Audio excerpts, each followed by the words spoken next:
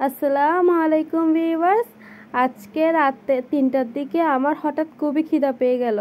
তো কি করব ভাবতে ভাবতে ভাবলাম খিচুড়ি বানিয়ে নিই, ঝটপট তৈরি হয়ে যাবে, বেশিক্ষণ সময় লাগবে না। যেই চিন্তা সেই কাজ। তো প্রথমে একটি ডেকচি নিয়েছি, ডেকচিতে সামান্য পরিমাণ চাল আর সামান্য পরিমাণ ডাল নিয়ে নিয়েছি। যেহেতু আমি একলাই খাবো তাই হচ্ছে, আর যেহেতু 3টা বাজে আর একটু পরই সকাল হয়ে যাবে, তাই হচ্ছে তাড়াতাড়ি করে বানিয়েছিলাম। তো চাল ডালগুলোকে ভালো করে ধুয়ে পরিষ্কার করে সেখানে দিয়ে দিচ্ছি সামান্য পরিমাণ লবণ, সামান্য পরিমাণ মাংসের মশলা, আর হচ্ছে দিয়ে দিলাম সামান্য পরিমাণ হলুদ গুঁড়ি।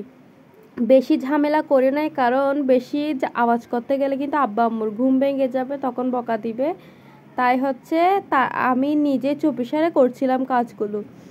তো এভাবে এখানে দিয়ে দিছি বেশ কিছু পরিমাণ পানিটা আন্দাজেই ঢেলে দিছি, মানে যতটুকু হয় আর কি ওরকমভাবেই ঢেলে দিছি।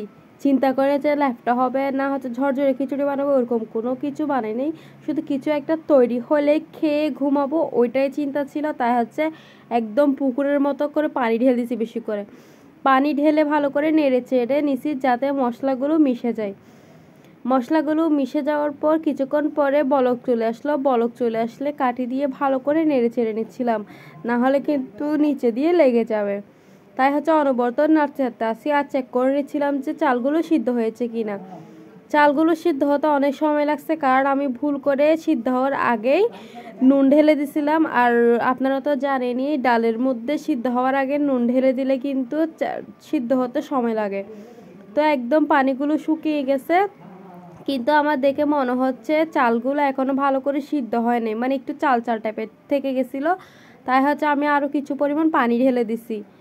আসলে যেহেতু আমি খাবো তাই হচ্ছে যেরকম সেরকম করে বানালেই হবে, শুধু পেট ভরলেই হবে, কিছু করতে হবে না। তারপর আবারও নেড়ে চেড়ে বলক উঠে গেলে দেখেন একদম ল্যাপটা খিচুড়ি হয়ে গেছে। তো এবার ভালো করে নেড়ে চেড়ে তুলে নিয়েছিলাম, কারণ এখনও যদি জালে ডেকচি চুলায় রাখি দিই তাহলে কিন্তু এগুলো নিচে দিয়ে লেগে যাবে। হালকা একটু লেগে গেছিলো, তবে ব্যাপার না, সব খেয়ে নিব আর কি। তারপর খিচুড়িগুলোকে একটি প্লেটে তুলে নিছি। সাদা খিচুড়ি খেতে ভালো লাগছিল না, তাই হচ্ছে ডিম, কাঁকরোল আর শুটকি মাছও নিয়ে নিয়েছি। আল্লাহ হাফেজ।